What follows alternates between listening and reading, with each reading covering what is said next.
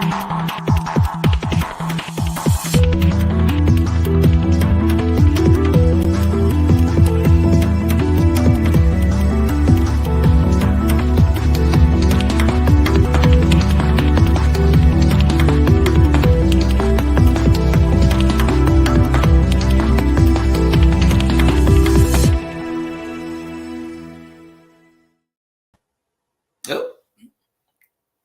on. And you're on. Hello, everyone, and welcome to Pod TV's #1 investing show, Wall Street Hackers with Peter Bennett. Hey. And just to give you a little bit of introduction about Peter, Peter received his BA in economics at UCLA, his law degree from the University of Miami, and an MBA in finance from NYU, where he continued to work in Wall Street.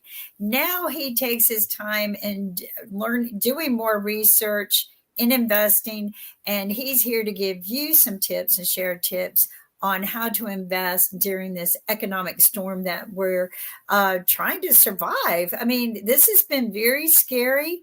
I don't think I've been this nervous in many years. So, Peter, thank you so much for doing this for us. Oh, thanks. And that storm is something I've been predicting a long time, and I'm afraid it could get worse. But I have a sort of different opinion we'll throw out there today. So welcome, audience. You can catch a new Wall Street Hackers most weeks, Thursdays or Saturdays, depending on your distribution network. So the markets. Well, the market is starting to wake up from its totally delusional state. It's been saying, I don't know, for a year and a half, it's definitely a soft landing. The Fed is going to lower rates. It was going to lower rates in the summer, and it was going to lower rates in the fall, and then it was going to lower rates next year. Now it's starting to realize that it's a hard battle against inflation. And history shows that a lot of times it takes 10 years to fight inflation. As a matter of fact, the study of 16 countries showed that it took 10 years. And I don't even know if it was one event or whatever, but it took 10 years to fight inflation in 16 countries. So the market is changing. And here's the thing. The short-term rates were up a lot, but now the long-term rates are up. And this is going to create much more competition for the stock market.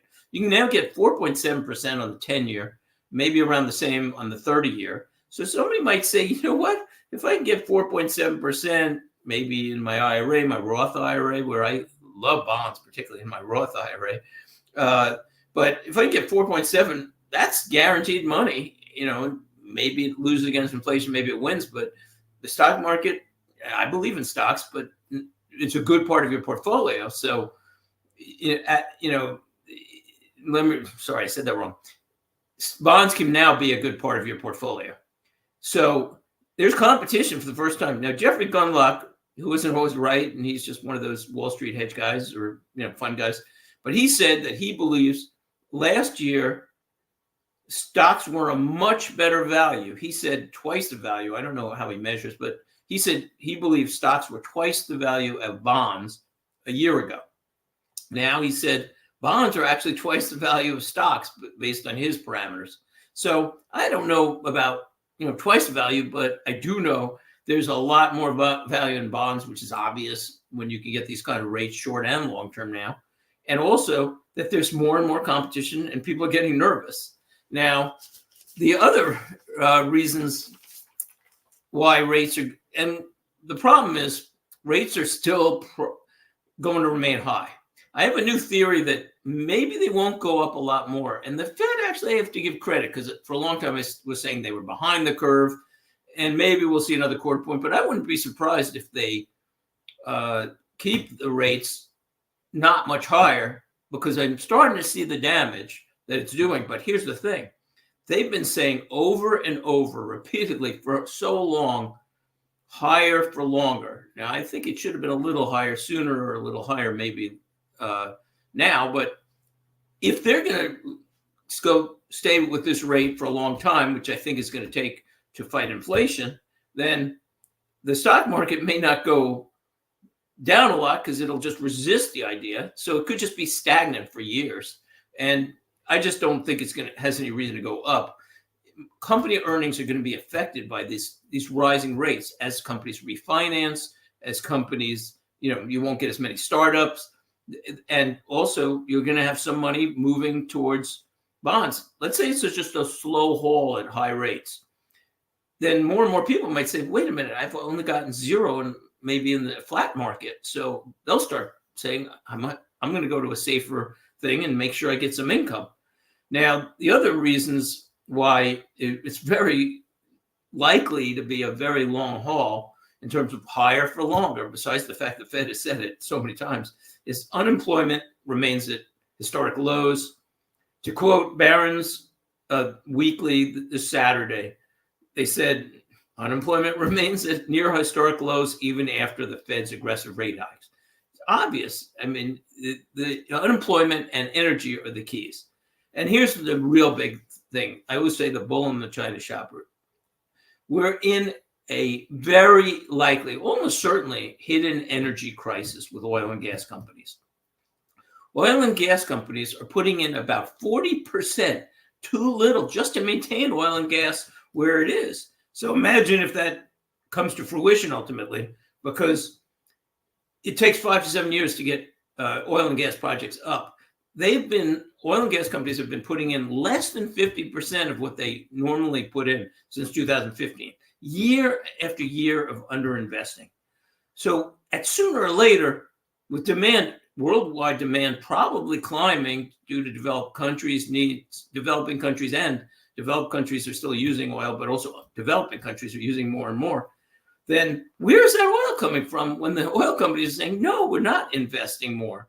They're not investing more for so many reasons, but one is the U.S. administration and many other countries in Europe and other countries around the world, they're saying, well, we don't really want oil and gas in the future, so they're discouraging it. There's over 100 regulations and barriers that the Biden administration has put up to oil and gas production and in other countries. But the thing is, you're getting rid of nuclear in many countries like Germany and Japan. So what happens? It's not good for the environment because in the end, more coal than ever is being burned. So whether you're on the side of the environmentalists, which I understand, they're concerned about global warming, or those who are concerned about the economy, this is the craziest policy, aside from a few other crazy policies around the world. But this is one of the craziest, makes no sense policies that you could imagine. Nobody could believe it if you really dig into it.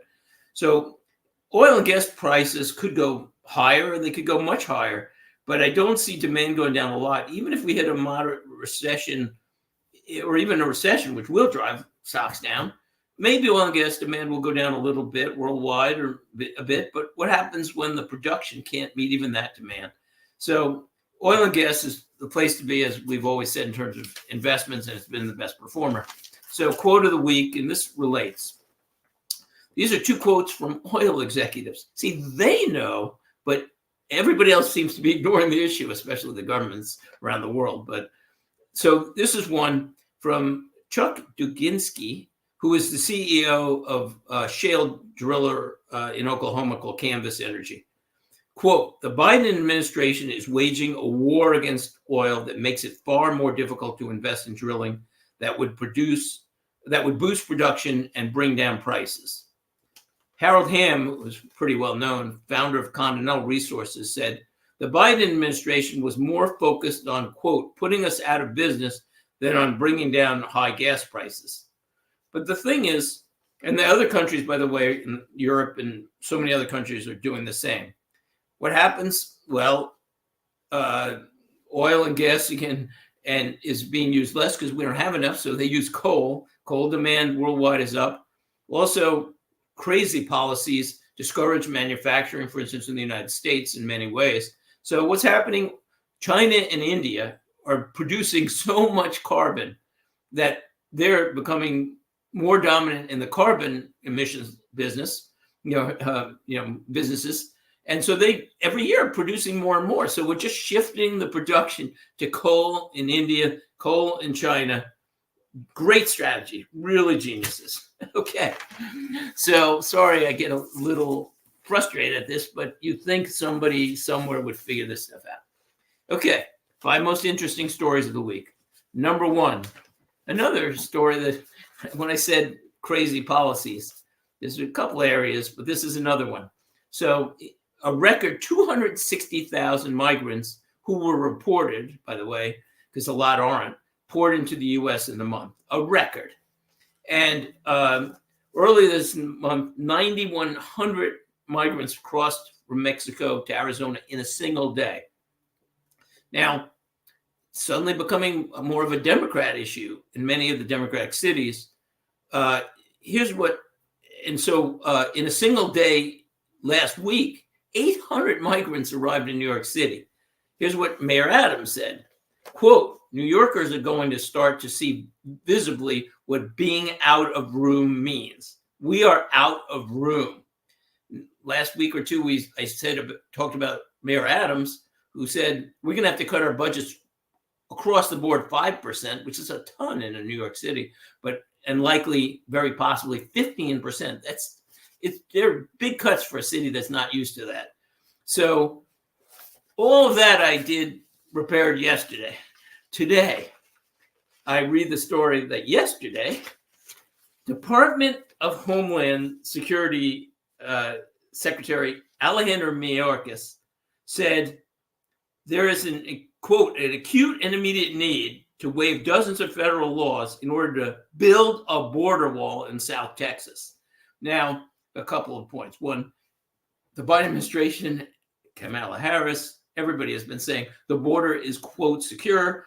Everything's under control, no problem. But it's getting so out of control that a lot of Democratic City and a lot of Democrats are worrying about the election because we're coming into 24.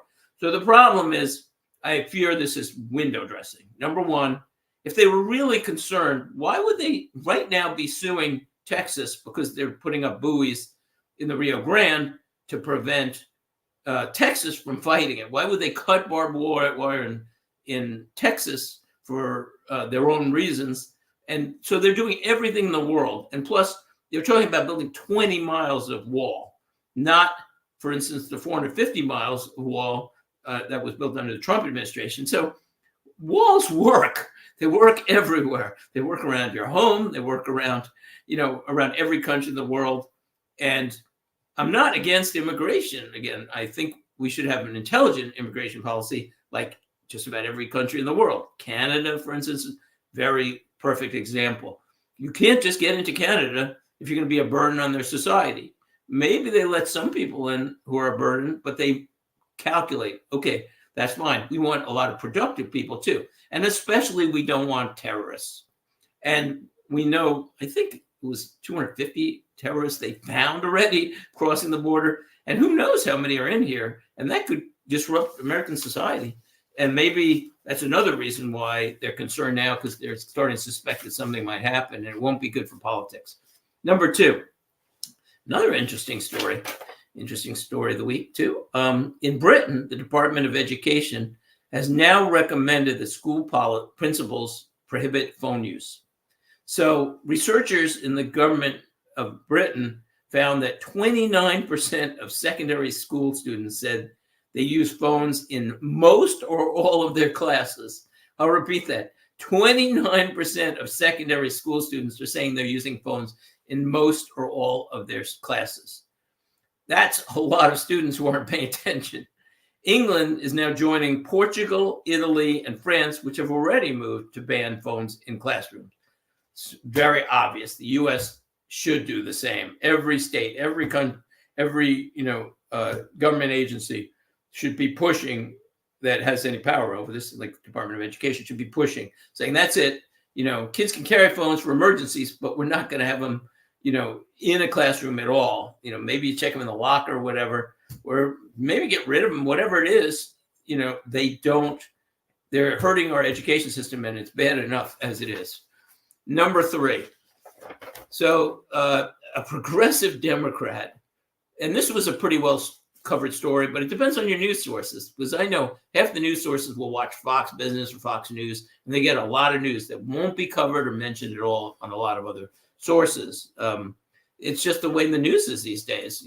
They, especially the mainstream media, they just don't report on things they don't like. So a progressive Democrat pulled a fire alarm during a Republican vote who on the budget, and he then claims now that he pulled the fire alarm because he thought it was a door. Now, here is a picture of the fire alarm. This does not look like a door. It says fire alarm, push down, pull down, notifier. And by the way, this representative, Progressive Squad Democrat, was formerly a principal of a school. So you would think he knows what a fire alarm is. He may or may not get expelled. My last point is, I don't know why the Progressive Democrats get to be called Progressive Democrats, because they're really socialists. They've hurt not only the country with pro-crime policies, pro-open border policies, and so many other areas, but also they're really hurting the Democratic Party. The majority of Democrats, and some of them are migrating away, but a lot of Democrats just can't believe their own party now, the moderate side. So maybe there's 20 or 30% of people in the country who are agreeing with these people, but okay, they're socialist Democrats, and they really don't understand history. Number 4, interesting story. Another interesting story. There were a lot of really interesting stories this week. The Biden administration is now issuing restrictions on gas furnaces. So the Department of Energy just finalized regulations that said that gas furnaces must achieve a 95% efficiency rating in terms of heat. So it's a bit good for the environment because they'll be, more efficient that way. The problem, first of all, and by the way, they require what's called non-condensing gas furnaces, if you want to look it up, because right now 60% of current residential gas furnaces are the other kind, condensing. So the problems with this, according to the American Gas Association, a condensing furnace costs $350 more to buy, but it adds $2,200 in installation costs. And so a lot of Americans, when their furnaces go, are going to have to pay about $2,500 more to convert. Another problem with this plan is that some people are going to say, I cannot afford all that cost for a gas furnace plus the extra $2,500, and they might switch back to electric heat. And that's very energy inefficient and poor for everything, including the environment. So again, wow, really brilliant. And again, it's not helping at all because the United States is reducing carbon emission while other countries are increasing it because they're brilliant theories. And one last pretty well covered story. I don't know how well covered it is, but probably all over. But I always like to end with a fun story. So Taylor Swift is dating Travis Kelce. I think it's pretty established. But what's interesting is, so when she showed up at the Jets game last Sunday, prices for a while almost doubled, and average tickets jumped ultimately from $428 to $627 because people want to see Taylor Swift to see her. She is hot in terms of the entertainment business, obviously. But and I at the time I thought, well, maybe she'd just be in the booth, but she was on the field. I watched for a few minutes, and so people got their extra, prices value. Anyway, we'll take a quick advertisement, and then we'll be back to the dividend, in this case, read of the week, which I think is really interesting. And then we'll talk about the panel discussion of the week. See you soon.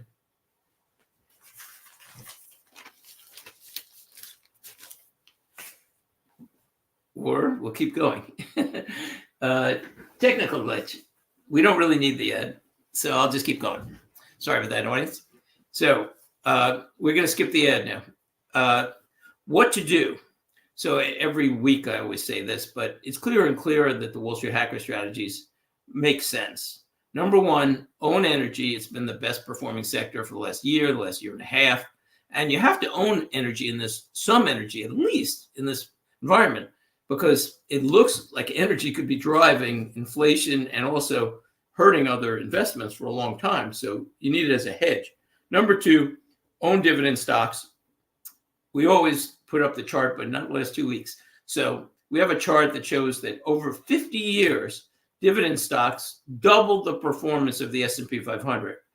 $1,000 put into I think it was $100. Sorry, I'm not even going into the numbers. Anyway, it was a huge increase for the S&P 500 over 50 years. I believe it was 100 went to 4,000.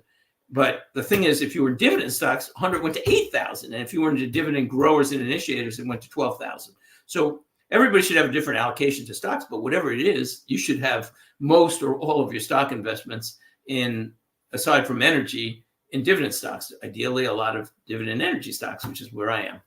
And so the read of the week, I've usually been talking a lot about energy, and it's hard in this environment. I'm finding little tiny pieces, but this was a kind of big move. So first, the disclaimers. This is for entertainment only. There's never a guarantee. Nobody can guarantee anything except for a fixed income like a CD, and even that's can't guarantee against inflation. It's only my opinion and the opinion of Wall Street hackers, and you should consult your financial advisor. So that said, I really liked SRTF at 10, and I recommended it at 10, and now it's much lower, and I have no problem with it. Normally, if a stock goes down, I get concerned. But this, to me, seems like one of the safest stocks, and I'll explain why, and now with an even bigger yield. So I brought it back to 8%. It dropped to maybe 6% of my portfolio. I said, I feel good enough about this. And by the way, if you exclude energy, this is really my only big investment other than energy and bonds and cash, because I don't like the way the other, generally it's hard to find stocks that are going to move well, although I will have further recommendations in the non-energy space. So I hold SRTF, which is Slate Grocery REIT, in my IRA, and it should be held generally whenever possible in an IRA or profit sharing plan. Why? Unless you live in Canada, then I guess anywhere. But for instance, in the United States and other countries, I believe there's a withholding tax of 15% in Canada. So you kind of get doubly hit because let's say you get a dividend, not only do you have to pay tax in your country, but you get to have to pay another 15%. And I don't think most people can't deduct that 15%. It's very complicated. So you don't want to have to pay taxes and taxes on that 15%. So bottom line, much better in an IRA or a 401k or profit sharing plan type thing. And that's where I hold it. So, but what do I love about it? First of all, it's open air shopping centers, which I felt for a long time are the place to be. They're more convenient and people need to go to them for, their community needs. Number two, this one is 100% grocery anchored. So most REITs, even that have groceries, aren't 100%. Number three, it has about now an 11% dividend. So especially if it's in an IRA, but anywhere, that's a phenomenal rate of dividends. And it's covering its dividend with its cash flow. Number four, reason the majority of its shopping centers are in the southern U.S., and that's where demographics show so much growth. And occupancy is 93%, which is phenomenal for a shopping center REIT, again, because people want to be near the groceries. Its price is around $7.75 today. The average analyst had it at $10.83. So there's some potential appreciation. Sooner or later, the market's going to figure this is value.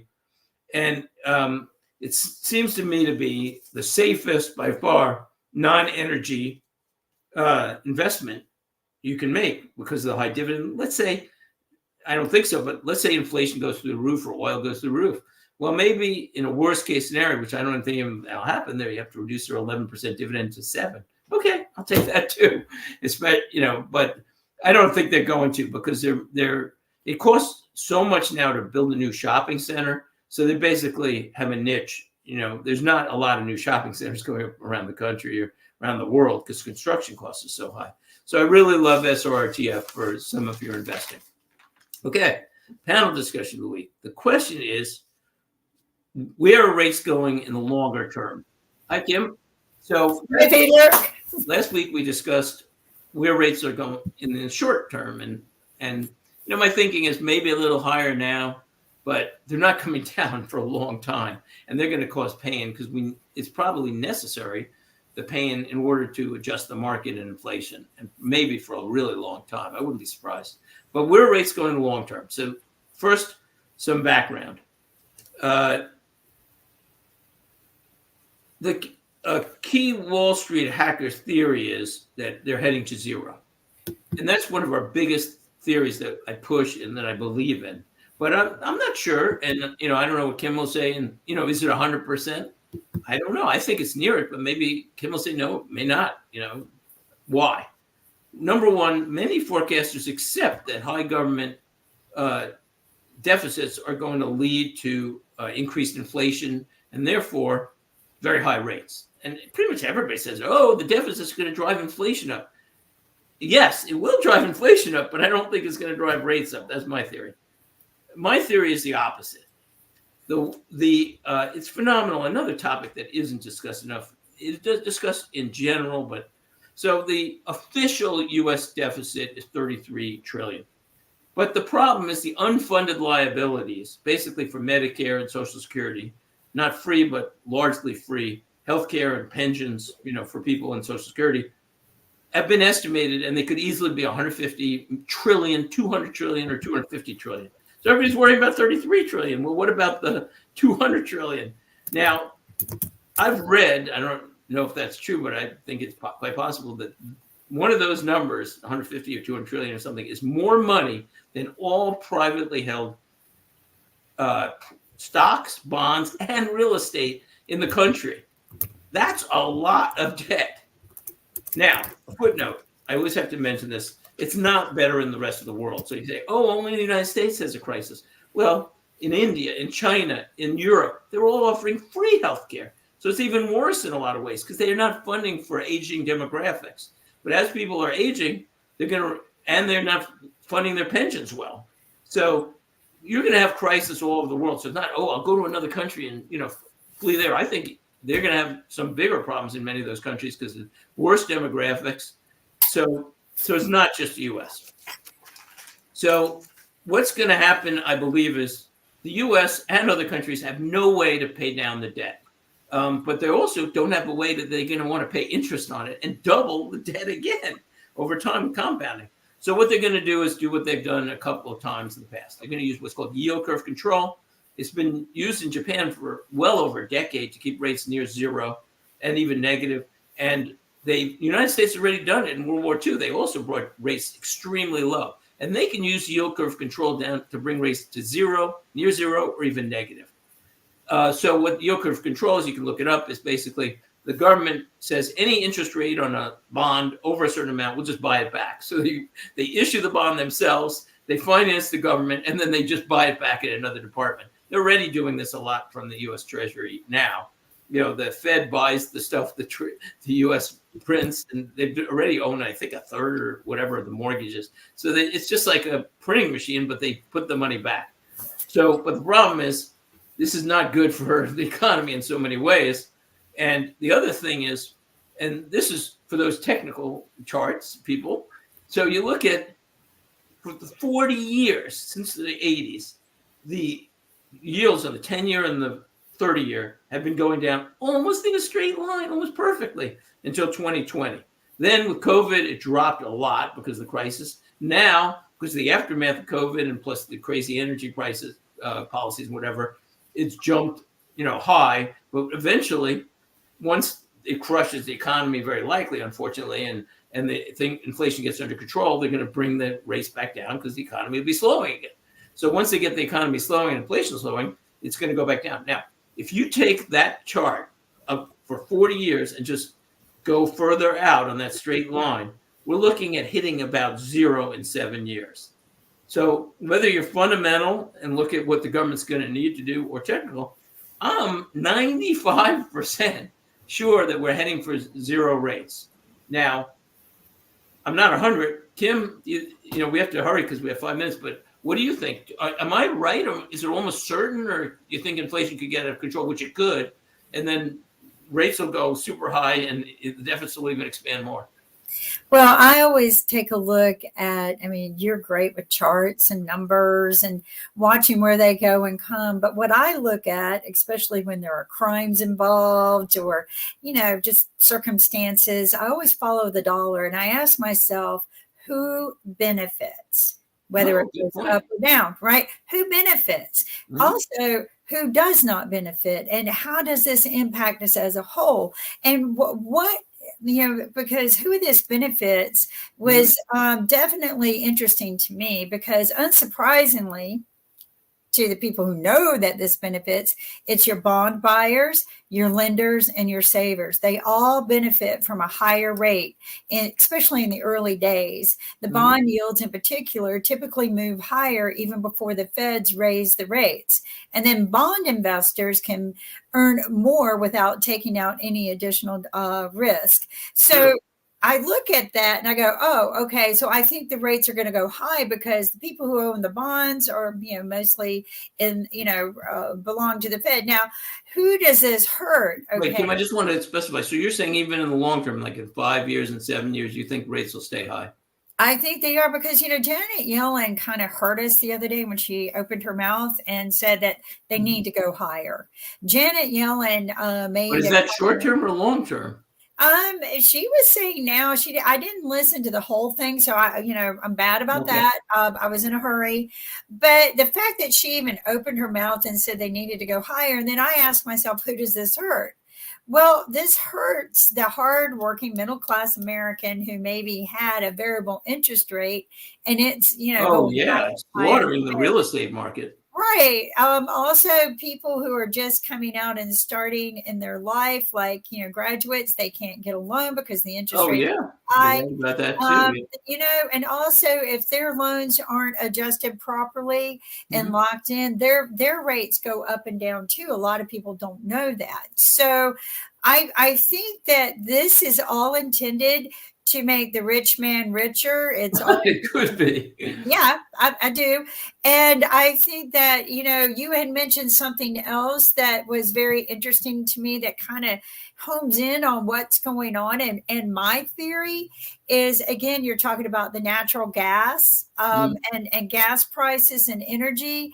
And when these energy prices happen the way they are and the costs go up, this also hurts the families in poverty and You're the right about that. families that are trying to make it. So I truly believe that all of this is intended for the rich man to lock down his riches. You know They what? made Let me jump billions, in. You're right, right. Absolutely, you make right. a good There point. was over $800 billion Right. issued in PPP loans that don't have to pay back. So you don't tell me that didn't hurt our economy and cause us to bleed out completely. $800 billion. And Sure. these rich men got those loans and now they could turn around and buy more bonds before Wait. But all of Kim, I this have to give a happened. conclusion because we're almost at time. But you know what? You raised a good point, especially in the fact that it depends how long the energy crisis lasts. But if this could last longer than 3 or 5, it could be at least 3 or 5 years that rates are going to keep going up because inflation, energy drives inflation. Like in the 70s, it was like Well, 14% rate.